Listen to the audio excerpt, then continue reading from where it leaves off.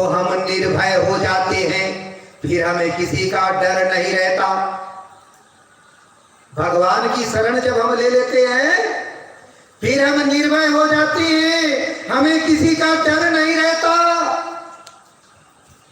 हम निसंकोच हो जाते हैं, निःशोक हो जाते हैं। यानी कि हमारे मन में फिर कोई संशय नहीं रहता, हमारे मन के भीतर किसी प्रकार का कोई शोक नहीं रहता। शोक बुझी पाई से ना, हमारे मन में किसी प्रकार की कोई शोक नहीं रहती, हम निशोक हो जाते हैं। जब भगवान की शरण ले लेते हैं फिर प्रत्यक्ष क्या मिलता है? निश्चिंतता। यानी कि हम निश्चिंत हो जाते हैं। क्यों निश्चिंत हो जाते हैं? कि हमने कोई ऐसे वैसे का शरण नहीं लिया। हमने किसकी शरण ली है? भगवान की। भाई किसी के ऊपर कलेक्टर का हाथ हो जाता है तो आदमी कैसे फुदकने लगता है? फुदकने लगता है ना कि मेरे ऊपर में एक डीसी मुल्क होते हाथ राखी दिसे, डीसीए मुल्क बहुत भागता है। और किसी के ऊपर उससे भर के अगर कोई विधायक रख देता है तो वो थोड़ा और फुदकने लगता है। और किसी के ऊपर अगर मंत्री ने रख दिया तो वो उससे ऊपर थोड़ा और फुदकने लगता है। किसी के ऊपर मुख्यमंत्री ने रख दिया तो वो थोड़ा और फुदकने लगता है।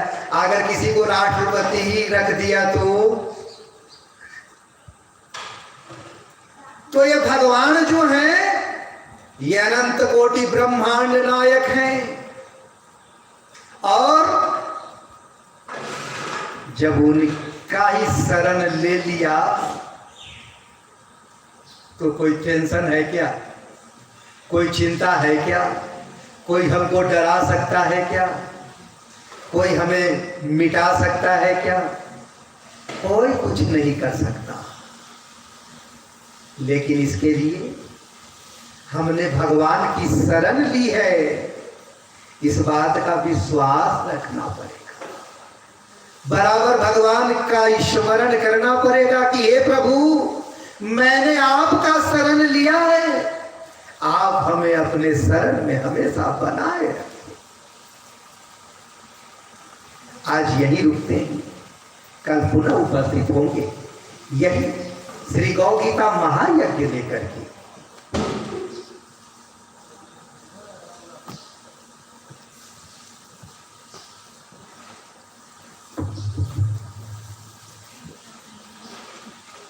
अब चलते हैं एक बार पुनः भगवान गोविंद गोपाल श्री कृष्ण के श्री चरणों में ध्यान करते हैं और उनके श्री चरणों का ध्यान करते हुए करेंगे क्षमा प्राप्ति।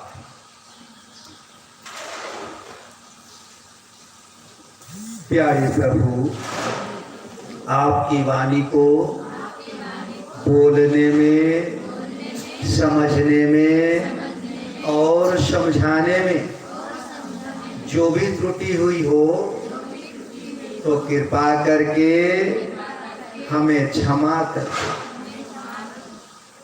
ओम तत्सदिति श्रीमद्भगवद्गीतासु उपनिषदसु ब्रह्मविद्यायां योगशास्त्रे श्री कृष्ण अर्जुन संवादे राजविद्या राजगुह योगो नाम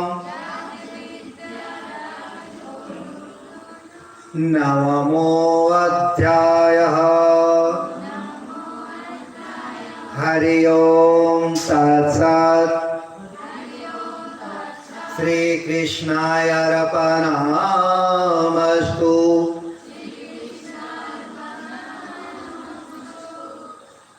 धन्यवाद। आप सभी के जीवन मंगल